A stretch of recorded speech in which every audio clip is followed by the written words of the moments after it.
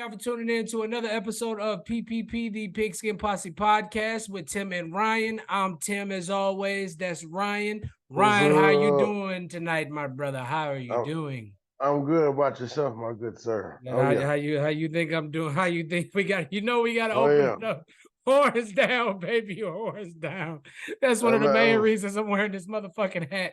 And once again, well, not once again, but because I told Ryan this, but y'all gonna have to work with me. Forgive me, I lost my voice because of the fucking game this weekend. This is the first time that my voice still hasn't come back from screaming at a fucking football game.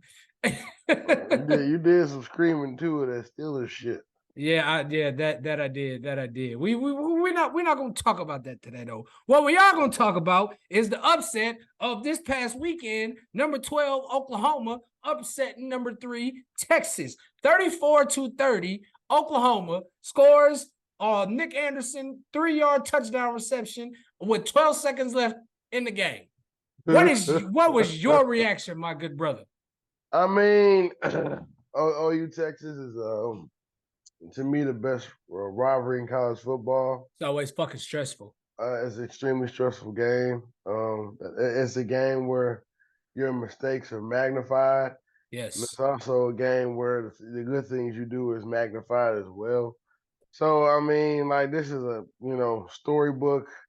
This is like what you practice in the backyard. No timeouts left. About a minute and 17 seconds. We had to drive 75 yards down the field. And, I mean, like, Dylan had played a good game up until that point. Actually, up until that point, he made some mistakes. But I mean, like when your back is against the wall, what are you gonna do? I don't know about you, but me personally, I had questions about Dylan Gabriel. What would you do in serious situations like that?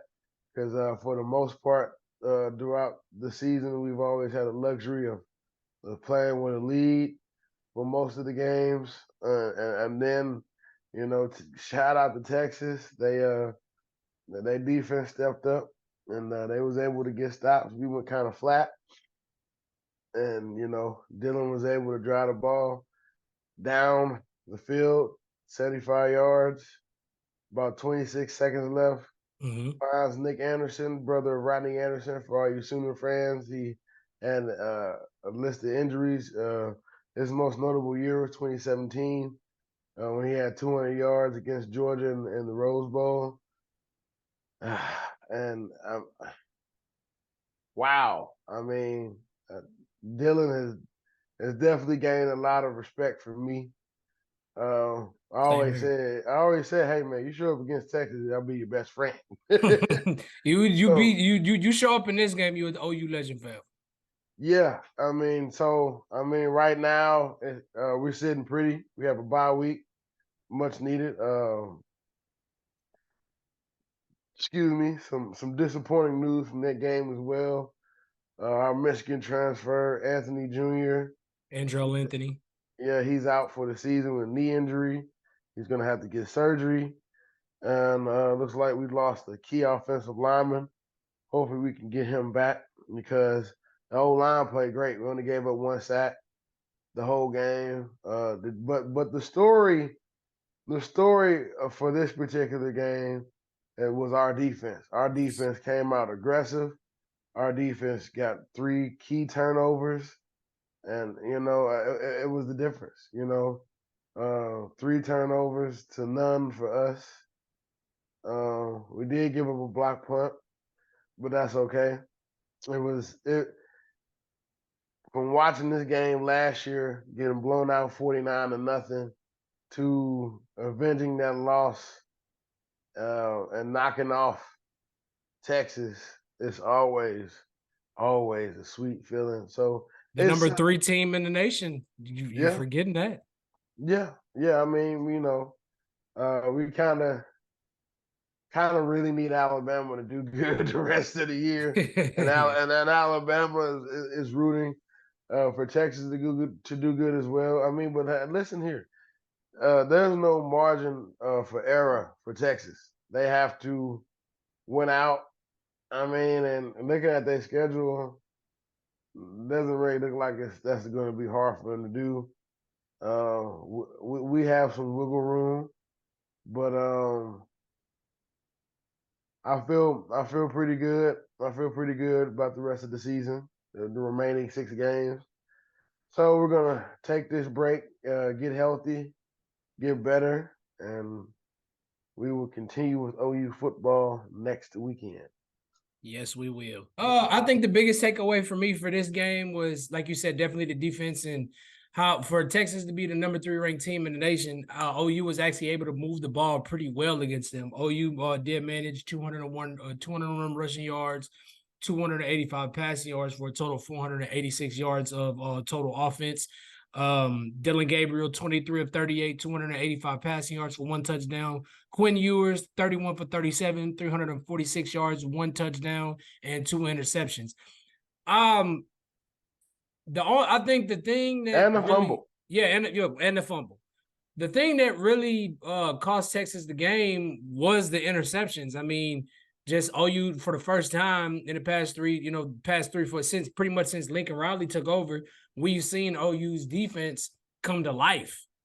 We've seen them force turnovers, jump routes to get interceptions, force fumbles. And I mean, this game, they were really able to put it all together. And I'm extremely happy for Brent Venables. He picks up his first victory in the Red River Rivalry.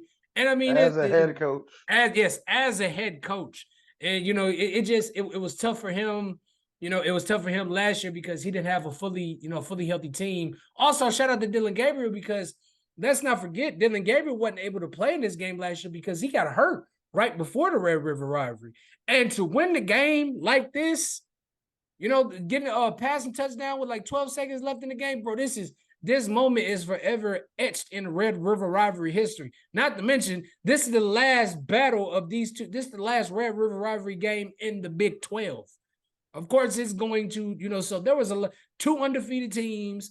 The last Red River Rivalry game in the Big 12. There was a lot at stake in it. There's a lot of stake in this game, and OU they prevailed victorious. It was a beautiful thing to see. Yes. It definitely, but it also, I hate the fact that it came with a cost. Like you said, you guys lose Andrew Anthony Jr. for Andrew Anthony, who's a junior for the season with a knee injury. He was having an amazing season, by the way. He was the number. I think he was the number 1 target. So yeah, but I mean, we still got Anderson, we still got Farouk, we still got Stogner, we still got Gibson. Drake Stoops, still got Gibson. I mean, we still got players, but I mean, we'd love to have all our horses, so to speak. But it was an amazing win. Yes, it was. Very proud of my boys for going out there, and everybody that was on the team this year was on that team last year. So they remembered how that felt, not being able to score a single point, and Texas just pouring it on. And honestly, Texas could have scored more than 49 points. So we're thankful that they did. It was bad enough. Everything is set up right now for a rematch, kind of like 2018. Hopefully we can get Texas twice in a calendar year and beat them, because that would be amazing, because that will cut down the all-time winning record. I think they'll only be, if we would beat them again, they'll only be up 9 games. And this is the only rivalry all-time, or whatever rivalry all-time against an opponent where we're losing the all-time battle. But since 2010, we have won 17 of the last 20 meetings, something like that, something crazy like that. So, yeah, it's awesome. And don't forget, Boomer Sooner. Horns down. Yeah, I mean, it's definitely setting up for y'all. As long as y'all can win out, and I mean, you guys are going on a bye week. Coming off that bye week, you got UCF, Kansas, Oklahoma State, West Virginia, BYU, and TCU. So the schedule gets a little more difficult, but I don't think you guys are going to see the degree of difficulty that you saw with Texas. So I mean, it's not gonna get easy from her, but I don't think it's gonna be ridiculous. I don't think I don't think it's gonna get any better from Texas. And I mean, hey, it's a hell of a way to go into a bye week with having your toughest game of the season. So they just whatever they do, they can't get comfortable and they can't be happy with this win. Oh yeah, can't get complacent. Better things on the horizon. Yes, we have to just keep pushing and hopefully get a berth in the college football playoff and make a national championship. Be great. Yeah, right before y'all go into the SEC. Yes, sir. Well, we. I don't know why I'm still dealing with that transition. So work with me on that, brother. Okay. All right, so let's go ahead and transition into the NFL. First up, we got to talk about what the fuck is going on in Denver. What's going on in Denver? The Broncos fall to 1-4 after losing 31-21 to the Jets. Russ loses a fumble and it's returned for a TD that ultimately ices the game. What the hell is going on in Denver? I honestly thought Sean Payton was going to move the needle and they were going to turn the corner. They have done everything but that. The needle ain't budged. And I think they GPS is lost or something because they damn sure that I don't see what corner they plan on fucking turning no time soon. Well, this particular game, he pissed off a lot of Jets fans and people associated with the Jets. Yeah, with the Nathaniel Hackett comments. The Nathaniel Hackett situation, and at the end of the game, now Nathaniel Hackett is usually upstairs. He's usually upstairs in the booth. Right. And for this particular game, he was on the field for the handshake. So he was across the field the whole time. Look, you see me, I see you. I see you. You see me. I mean, but credit to Zach Wilson. He is slowly but surely proving he deserves to be in the NFL. He deserves to be an NFL quarterback. Now, the situation might end up being with another team, depending on how the draft and everything goes, or Aaron Rodgers' situation particularly. But I mean, what has Sean Payton done to that defense? Because we look at the last 2 years, it's a top 10 defense in the NFL. This year, they're the worst. Yeah. So I don't understand what's going on with the defense. Maybe the players are tanking on him. Maybe they're taking on Russ. I don't know. I don't know what's going on. I thought Sean Payton would be the perfect answer for it. Russell Wilson is honestly not playing bad at all. This is just a tough situation. Maybe it might take a year to get adjusted to what Sean Payton is trying to do, or honestly, maybe Sean Payton only was considered a good coach because he had Drew Brees all those years. Could be it. It's just like you said, I don't know what the fuck is going on with this defense. How the hell do y'all go from top 10 and then within a year's time, y'all are dead? Bro, overall, dead last in total fucking defense. I don't get it. Y'all added key additions with fucking Randy Gregory and Frank Clark. So I don't get how this defense gets progressively fucking worse after going out and getting two pieces like that. And the scheme is trash or something. And it's like this year we can't say it's Russ's fault because Russ has actually been playing pretty damn good. No, I think he's third. I think he's third. I think he's third in the league overall for passing touchdowns. 1,210 yards, 11 touchdowns, which is third in the league to two interceptions. This year, just the defense can't seem to hold on to keep a lead in fucking games. It's like, bro.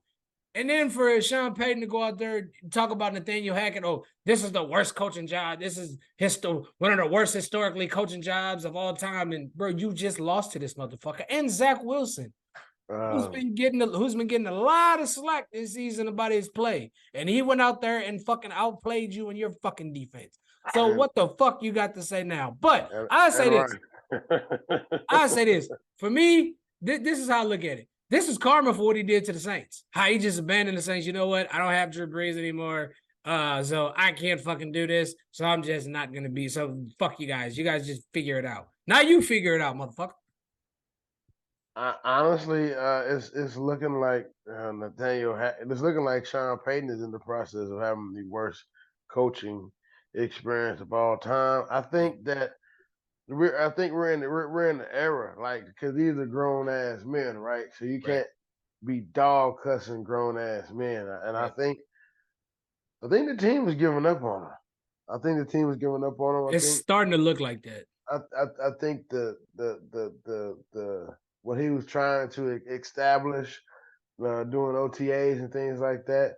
I don't think the team necessarily bought into it. I think the team liked Nathaniel Hackett. I think the team, uh, maybe they've given up on Russ as well. But I don't know. But what I can say is it doesn't look good. It doesn't look good at From all this for the standpoint, Broncos. it does not. It doesn't. I mean, granted, the AFC West is all fucked up right now. So Yeah. I mean, they could possibly, depending on what shakes out with the AFC North and the AFC East, they could possibly still a wild card spot. You know, still long season ahead. I don't sitting at 1-4. I'm not 100% sure, and they got the Chiefs next week, so it ain't looking good for them.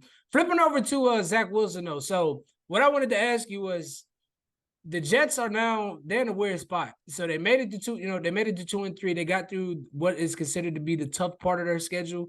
Now they're going to the bye week. What do you do from Zach Wilson from here on out? Because you're in the race. You're in the picture. Like, you're not completely out of the picture yet.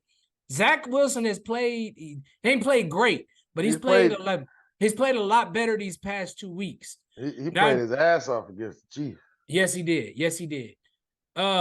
So my question to you is, where do you go from here? Like, do you stick with Zach Wilson now that you've got through the hard part of the schedule? The schedule is going to lighten up, or do you try to capitalize on this and put yourselves over the top and make a trade? The next 3 weeks, well, after the bye week, 3 weeks after that, is going to be real telling.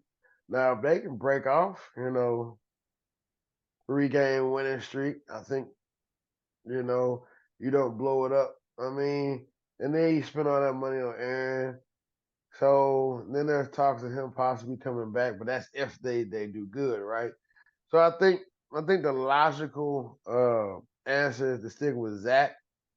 But I mean, because, like, getting another quarterback to learn that offense in the middle of a season, that's crazy to ask anybody. Yeah. I mean, Rams did that shit with Baker, but they were just looking for some type of continuity. Yeah, but he came in on like 48 hours notice. Yeah. So they were just looking for some type of continuity because they knew they weren't going to get any more draft picks. This situation is peculiar because they all in to win right now. So, Charles pulled out. Okay. Yeah, you gotta stick. You gotta stick with Zach. I mean, he's playing a lot better. I don't know if he just got pissed off. Listen to how everybody's been talking bad about him or whatnot. But I'm gonna show you motherfuckers. Right. So, yeah, I'll stick with Zach and just roll the dice. I mean, it could be worse. Could be like the Broncos right now. That's true. I feel like if they are going to make a trade to get a QB, I feel like now would be the time to do it, because I do think I want to say they got a bye week this week. Not 100% sure, but I think they got a bye week this week. But going into a bye week, I think if you are gonna make a trade, and try to put yourselves ahead to get into the playoffs, now would be the time to do it, because it would give a QB. It's not ample time, but it's 2 weeks. 2 weeks is enough to at least know this, know what y'all doing. You know what I mean? Y'all was able to. I still say feed off the running game, because Breece Hall did look pretty good. It's just, I'm still not fully confident enough in Zach Wilson to say that he's going to get this team to the playoffs. But now, I think coming off of these 2 performances where he's looked a lot better, he has to build on that, and now is the time to do it, because they're going to, their schedule lightens up a bit. So maybe he can, at least get this team to the playoffs with talks of Aaron coming back. If not, honestly, I say, hey, Kirk Cousins just came up in trade rumors. I say make a trade for Kirk Cousins. Just get through the season. At the end of the season, send him on his way. Just make a trade, get him through. And I tell him that we're bringing you in here to get us through the season, get to the playoffs, maybe Aaron to come back. And once the season is over, you can search for another job. Just saying. I don't think they're gonna do that. I mean, maybe because Jefferson has pulled his hamstring. So I don't know. I wouldn't want Kirk Cousins. I mean, he's not a bad quarterback, but he's not the he'd get you to the playoffs at least with the talent they got on their roster. Yeah, but I mean, that offensive line is garbage. And the only reason why Zach is making it work is his mobile ability. Yeah, and he's already going through the gauntlet with Minnesota. And I really want to say I regret picking them to win the North. Well, I mean, and honestly, at this point, I thought you were talking about the Jets. Well, hey, I told you with Minnesota that they were going to regress. I definitely didn't think they were going to regress this fucking much, but I didn't think they was going to be as bad. Pretty much all the luck that they had last year ran out because they had a lot of one-score games and the offense bailed out the defense quite a few times. Their luck finally ran out this season. So that's pretty much what that is. Yep. Hats off to him. God bless him. I don't know what else to say in this situation. Moving on to, we have the Patriots fall to 1-4 after losing 34-0 to the New Orleans Saints. Mac Jones gets benched after only going 12 of 22 for 110 yards and 2 INTs. Mac Jones for the season has thrown for 1,008 yards, 5 touchdowns, and 6 interceptions. Is it time to move? Is it officially time to say Mac Jones is done? His time in New England is done. Listening to what Bill said, yes. This is the second week that Mac Jones has gotten benched for Bailey Zappi. Now, Bailey Zappi actually looked pretty decent last season. So anyway, Bill already said it. It's time to blow it up. There ain't no point of messing around with it. I think he needs to step down, being GM. I think he's finally gotten to the head coach. No, GM. He's a GM as well. I think he needs to step down as being the GM and let somebody else make player personnel decisions. None of your receivers are getting any separation. You spent too much money on Juju Smith-Schuster. The defense is not looking anywhere near how it used to be. The offensive line is terrible. And then we can talk about if Mac Jones is the problem or not. What have you put around him to make it better? Like, that's true. You shouldn't. Your stats from your rookie season should not be better than your stats now. And then if you look at who he had around him his rookie season, the defense was better. Defense was like a top 15 defense, I think. They made the playoffs that year. He had slightly better weapons. The offensive line was better. And if you look at it, the offensive line is not slowly, the offensive line is deteriorated. It's gone. It's terrible. I mean, he has 2 decent running backs. He has a good running back core, but you can't tell because the offensive line is so bad. He doesn't have any help. So, I mean, I guess blowing it up would be the best thing to do, but you spent your first round picks on I think 2 offensive linemen and a kicker. Like, you're not trying to get better. Like, what the fuck are you doing, Bill? At this point, I think I definitely think it's time for Bill to step down. I mentioned it before that Bill's style of football is outplayed It's just that old school smash, dink and dunk. I'm dink and dunk, and I'm gonna kill you with the run game. That style of football don't work no more. Like you see what these quarterbacks are. You see, you got Joe Burrow, Josh Allen, Tua Tagovailoa, Pat Mahomes, all guys. Jalen Hurts, all guys that can throw it and run it. They can throw on the run. They're very mobile. Your style, that style of offense is now played out in the NFL. It doesn't move the needle. It doesn't sell tickets. Tom Brady isn't there. And I feel like that's what really he's been trying to do with Mac Jones, because that's what they were trying to do the first year. Like when they were making Super Bowl predictions for the playoffs, and there were a lot of people that were talking about, oh, we could possibly see a Buccaneers and Patriots Super. No, I couldn't see it. I feel like Bill has tried way too hard to turn Mac Jones into Tom Brady instead of allowing Mac Jones to grow into Mac Jones. And I mean, don't get me wrong, Mac Jones is creating a bad rep for himself because he's done some pretty silly, goofy shit. Yeah. So it's like with the silly shit that he's doing, and him getting benched in back-to-back weeks, I think his time in New England is coming to an end, right along with Bill Belichick. And I mean, we talked about this at the beginning of the season. It's like it's like who's gonna go first, the quarterback or the coach? I think they both go. I think at this point, I think they both go. Robert Kraft is, unlike a lot of owners, is actually loyal. So he'll give Bill,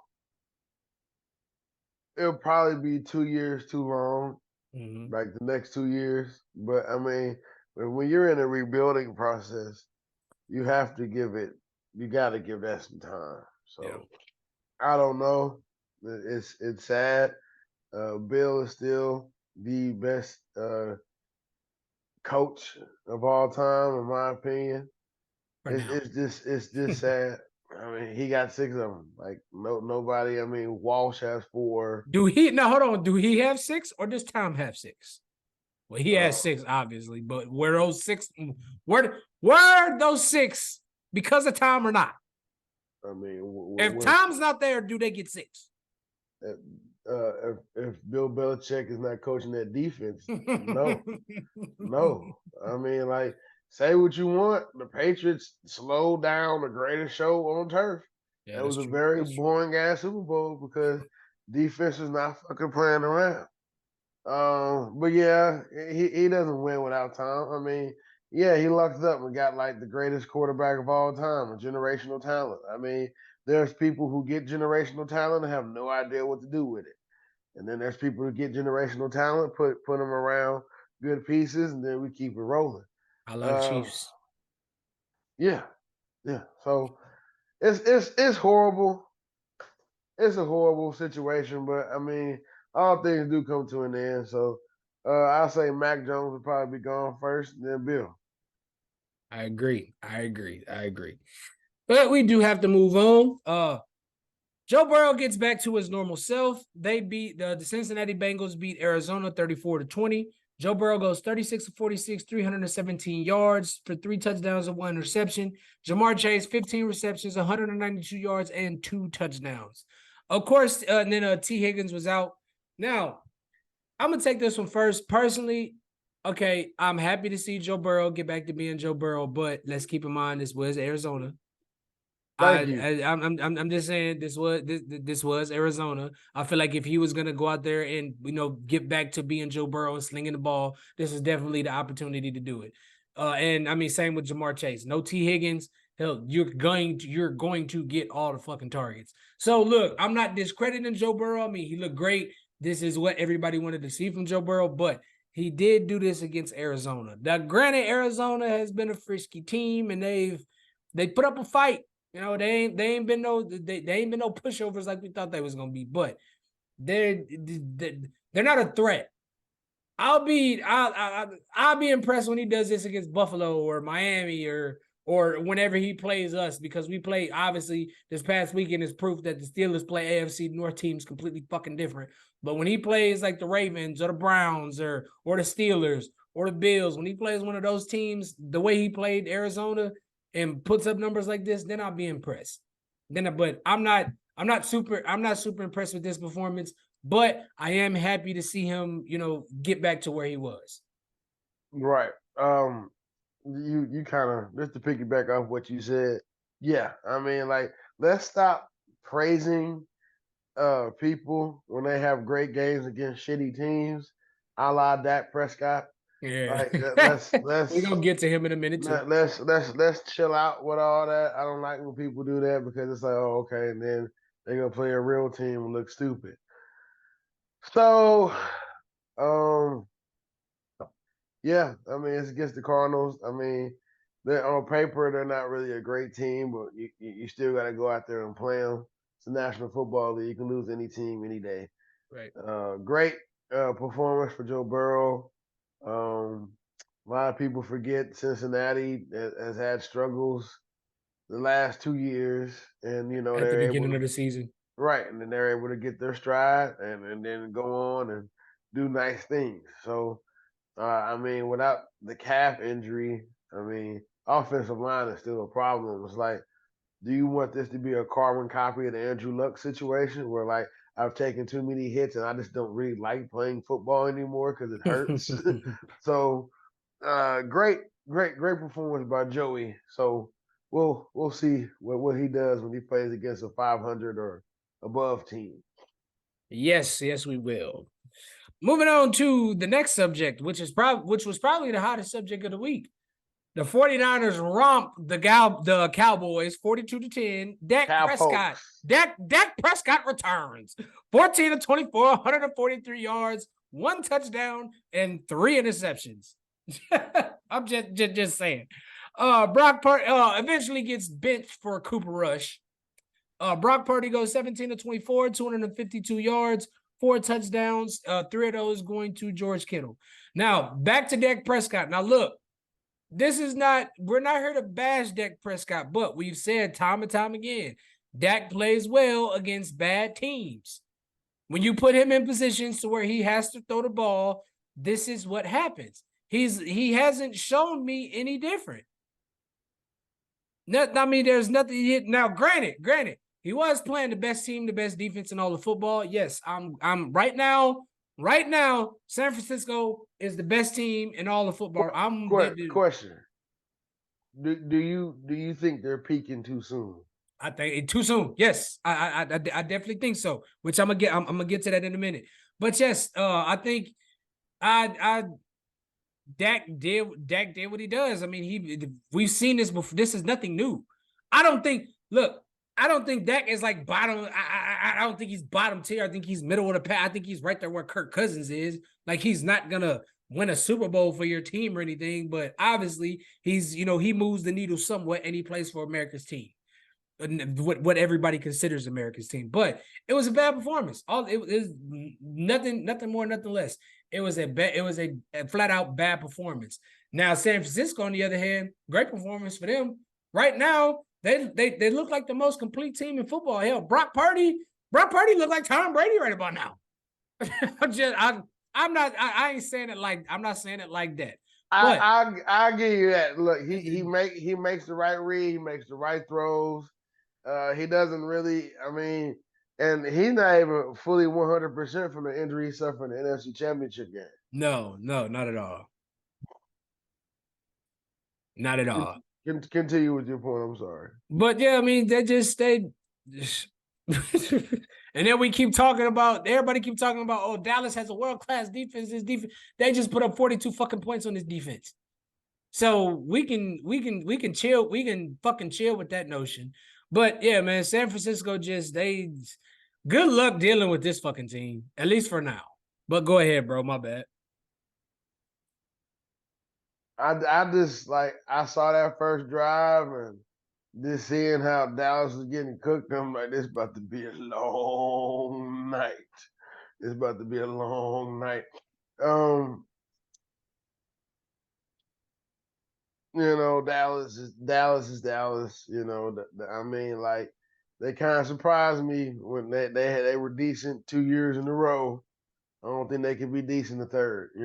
Maybe they might get in the wild card, sneak in there, but I don't see Dallas doing anything special.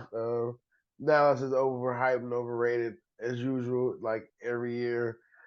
This is nothing but Dallas just being Dallas. Yeah, bro. So Dolphins get back to being dominant after last week, losing to Buffalo 40 to 20. They tally 524 yards of total offense. Tua goes 22 of 30 for 2 touchdowns, 2 interceptions. Devon Chain goes 11 rushing attempts for 151 yards and a touchdown. Tyree goes 8 receptions for 181 yards and a touchdown. Jalen Waddle also picks up a touchdown. Now, my question to you is, if you had to put San Francisco up against Miami, which team are you taking? I'm taking San Fran because I don't think the pass rush is going to allow Tua to sit back and make all those decisions like he normally does. I'm glad you said that. I'm glad you said that. Kind of similar how the Bills whoop Miami's ass, but like you can't whoop Miami's ass and then go out and lose to the Jags. Like you gotta. Whatever. They are the most fucking inconsistent. I'm not gonna say inconsistent, but this team is a fucking mystery. Granted, they did have a lot of injuries. They lost a lot of key pieces on defense in that game. Yeah, again. Yeah. But going back to the Dolphins, I know they lost to Buffalo, but I'm definitely still crowning them the best team in the AFC right now because the Chiefs still don't look like the Chiefs of last year.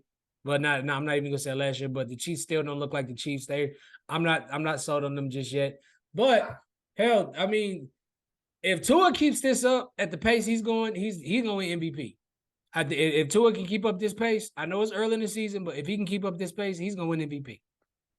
I mean, sometimes you just gotta win nothing, man. Like Al Davis, just win, baby. Just win. Just win. Just win. I mean, it'll be amazing for Tua to win MVP.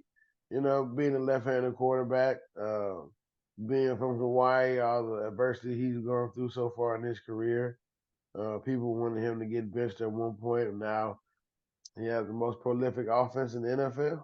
Yes, he does. Yes, he does. Good. They got a fucking track team mode. That ain't a football. That's a goddamn track team. That is a fucking track team. Granted, they did lose rookie Devon Chain, he's been setting it off the last couple of weeks. I think he'll be out for at least 4 weeks with a knee injury.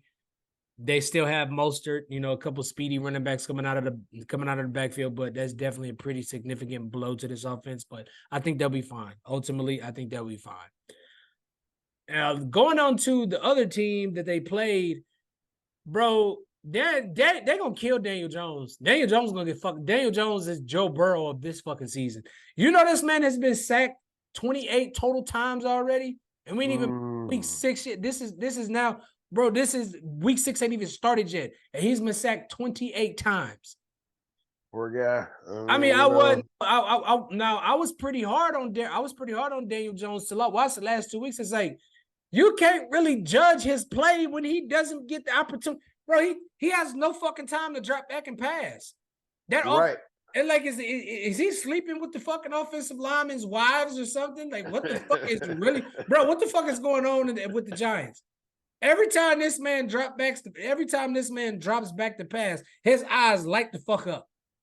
You know that video last year that the Oklahoma State player, his hands were shaking when he was getting ready to hike that's what the fuck I can envision Daniel Jones doing. He's just like, ready, get the ball, fall the fuck down. I mean, I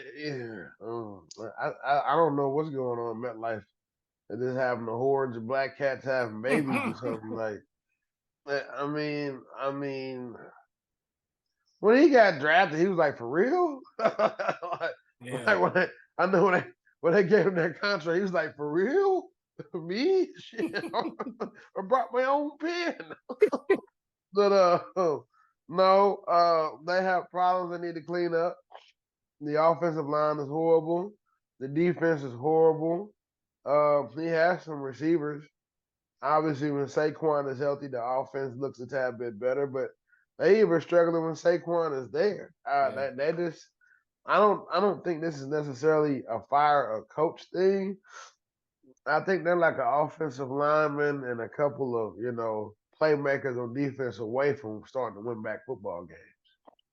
I think it's just the offensive line, like, bro. If you could fix the offensive line, y'all. I mean, this team could maybe make the wild card. I'm in there, and I even said that I don't think that they were going to be as good as they were last season.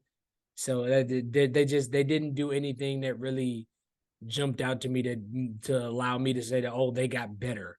So it's just, especially not in the AFC. They play in a tough division. The NFC East is turned out to be a pretty fucking tough division. So they got a lot of cleaning up to do. But if y'all don't get Daniel Jones some help, y'all gonna get that man killed. Y'all gonna get that man killed, and it's gonna be a very short career for him. I'm not wishing that on him. I don't wish that on no football player. But I'm speaking of what the fuck I see. Daniel Jones needs some help. Historically, though, like Daniel Jones, you go out there and you get hit like that again, call 911. Fuck that. Need to go out there and tell him I'm hurt and I'm not playing. Historically, though, Giants have always been inconsistent, even going back to the Eli Manning days. So this is honestly nothing too surprising to me. For sure, same here. In other football news, we got to give a shout out to Mr. CJ Stroud. Breaks the NFL record. He now has 177 passing attempts without throwing an interception. Only 2 other people have been able to make it this long without throwing an interception: Dak Prescott and Tom Brady. So shout out to you, CJ. I told you, motherfucker. I told y'all about CJ. I told y'all. Did I not? I told y'all. I told y'all CJ was gonna have a much better year than people expected him to have. Like going back to like his Ohio State days, like I didn't know CJ could run until like the playoff game. I'm like, oh, he can't run. When he was at Ohio State, he was a prototypical pocket quarterback. So I felt like once he gets the timing and the speed of everything, he'll be all right. And we're starting to see that. It's not just that. I think it's the offensive coordinator that he has, Bobby Slowick, who is the offensive coordinator, and he's from that Kyle Shanahan. He's from that Kyle Shanahan tree. He was the pass game coordinator, and I think not the QB, because he was the pass game coordinator when he was with San Francisco. So I knew CJ was going to be in good hands. Not to mention, they got some weapons down there in Houston. Tank Dell, he's looked pretty good. Nico Collins has looked pretty good. They just, because it's Houston, that team doesn't jump out at you. I still don't like that fucking team for what they did to Deshaun Watson, but that's a whole nother conversation. But for the most part, yeah, CJ's balling, and my prediction was right. He's thus far. It's a long season, and the future is bright. Like, from what I've seen so far, the future is bright for CJ, especially because of how they beat the fuck out of my team. So, well, fuck Pittsburgh. No, I'm playing. You're doing better than Bryce, but Bryce literally has no offensive line, and he's running for his life. Bryce has no fucking team. That's just a bad team over there. That's just a bad team. And then Anthony Richardson, he got to learn how to protect his goddamn self, because he's already hurt. He's gonna be out for a couple of weeks. I forgot what the injury was, and Trevor Lawrence told him first game, like, bro, you need to learn how to protect yourself. You don't know how to protect yourself, learn how to slide, learn how to fall the fuck down. You're gonna get broke the fuck up. This ain't college. You done broke the fuck up in this league. What we got next? Also, in other news, shout out to Jonathan Taylor. He finally gets what he wants. He signs a 3-year, $42 million deal. Happy for him about that. What's that? He only got that because they're like, all right, fuck, well, and this Anthony motherfucker is not going to be healthy. So we might as well pay somebody who can at least get us some points. I agree, but at the same time, it's like they were kind of having success without him. So, but it's like we can win with him. It's like, damn, we can't win with him. We can't win without him. Type of situation. Like, what I think they would have I think they would have rather bite the bullet, go ahead and pay him than have to see his ass. Especially if he would have went to a team in the same division. So shout out to you, Jonathan Taylor. Happy to see you get your money, bro. And I'm hoping that all the rest of the running backs that were, owed a decent contract, I'm hoping they can get their contract. Making money. Yes, sir. Last couple orders of business, we have to transition to the NBA and talk about the big blockbuster trade that went down. There was a 3-team trade that sent Dame Lillard to the Milwaukee Bucks. Phoenix it was a big 3-team trade between Milwaukee, Phoenix, and the Portland Trailblazers. Of course, Damian Lillard goes to the Milwaukee Bucks. Phoenix gets Joseph Nurkic from the Trailblazers, Grayson Allen from the Bucks, Nasir Little, and Keon Johnson. Portland gets in this trade to get to get Dame Lillard. Portland receives Jrue Holliday, DeAndre Ayton, Tormani Kanmora. I couldn't pronounce that. Milwaukee's 2029 first round pick and unprotected pick swaps in 2028 and 2029. What are you making? What do you make of this trade, bro? Like, how do you feel about this Milwaukee team now? I said if they ain't getting traded, it's going to be a 3-team trade. It's not going to be head up nothing. They wanted half of Miami's fucking basketball team, so they X'd out Miami. Portland honestly looks like they could sneak in a play-in opportunity with the pieces they got. Obviously, Phoenix got good. But how about Dame? You know, he vowed to never leave. Then he wanted to be traded. Now he wants to be divorced. So I guess he's just cutting off all ties, anything to do with Portland. Like I'm cool. You fucked up. Cool in this whole situation. All right, man. But I feel like the winners of this 3-team trade, and honestly, if everybody can stay healthy, Milwaukee and Phoenix are the two biggest beneficiaries. Aiden, all right, you got what you wish for. Now you're on your island by yourself. You're the guy now. So go out there and be the guy. And when it doesn't work, you're the guy. Right. All right. How you feel about it? I mean, Milwaukee definitely didn't get worse. I'm just saying. I mean, they didn't really have to give up anybody big. They gave up Grayson Allen. Grayson Allen was coming off the bench. And if anything, that helps Phoenix. It gives them, I'm not going to say like I'm not going to say them like a big scoring threat or anything off the bench, but it gives them a solid player off the bench. You know, he come in, give you 10 to 12 points. And then with Phoenix gets a lot of strong. Now, nobody's talking about how good Phoenix got with, because now you eliminate the one fucking distraction. Now you don't have to worry about spreading the ball to 4 motherfuckers. You don't got to worry about that one motherfucker bitching about not getting the ball. Nurkic don't give a fuck about. Nurkic don't give a fuck about averaging 20 and 10. Like, that motherfucker cool doing that. Give me 10 points, 10 rebounds. I'm gonna stay down here and block shots. But he gets hurt. Yeah, but Milwaukee on the other hand, dog. That pick and roll with Dame and Giannis, oh my God, that's they got 2 starters and they got a closer. Pretty much, you can rotate with all the motherfuckers, because you got Giannis and Dame putting up points, and then when it's time to close out the game, you can go to Middleton, or you can have Middleton and Dame, you can have Middleton and Dame getting the game going and close it out with Giannis. Or you get Giannis and Middleton going. Now you can close it out with Dame. And they still got Lopez and Portis down there. So I definitely think this catapults Milwaukee to the top of the East, definitely at the top of the East. And they're top 3 team in the NBA right now.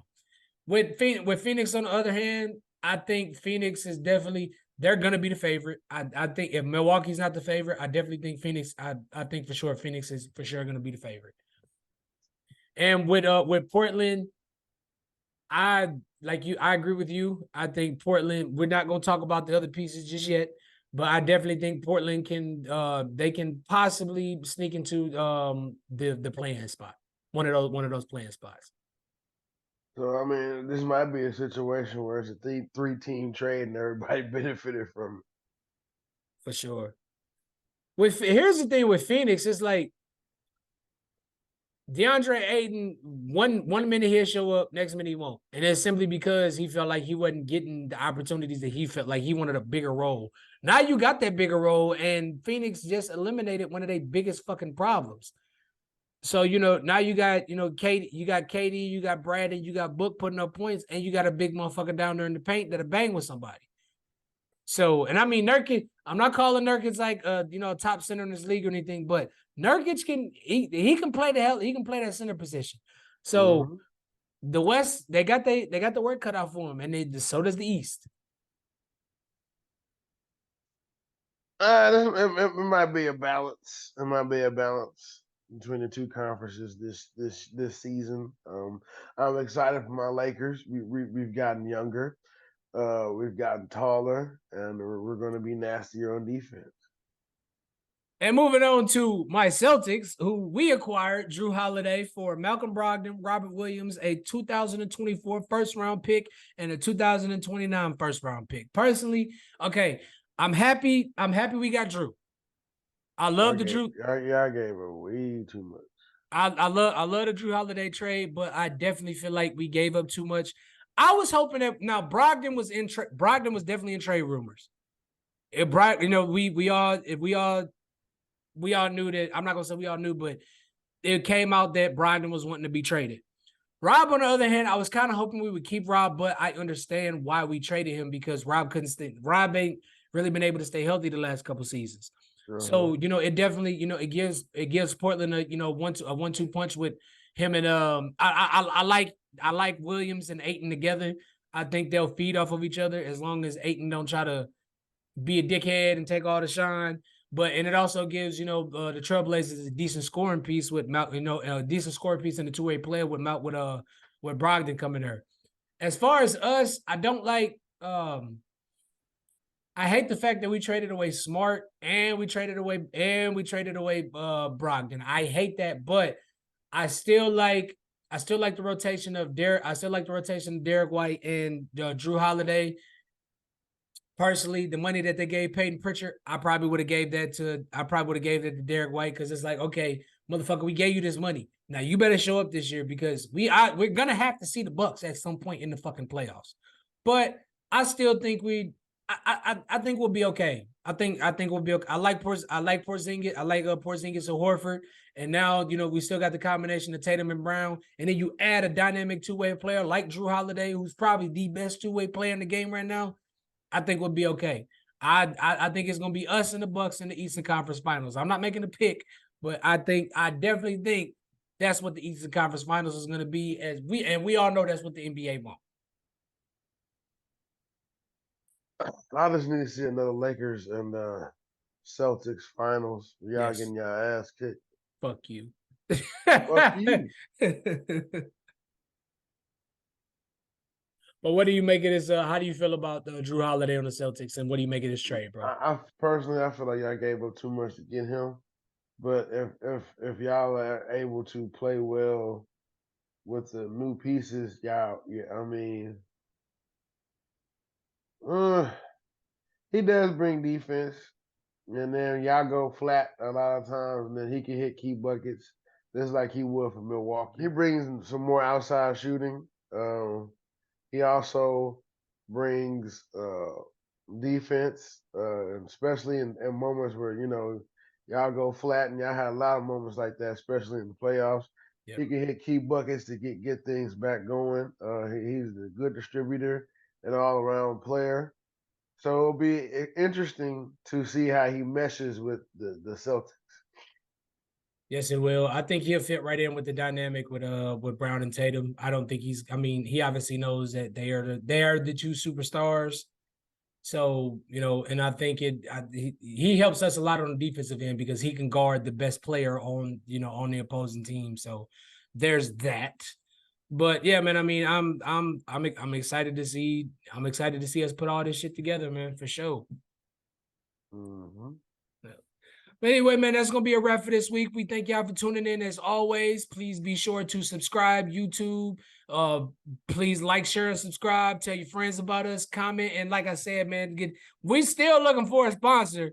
So, OU, Lakers, whoever, we would love for one of you motherfuckers to sponsor us. Give us some free tickets, some free gears, something. Be much appreciated. You did. Yes, sir. Until next week, Ryan. I was definitely love you, brother. Love you too, dog.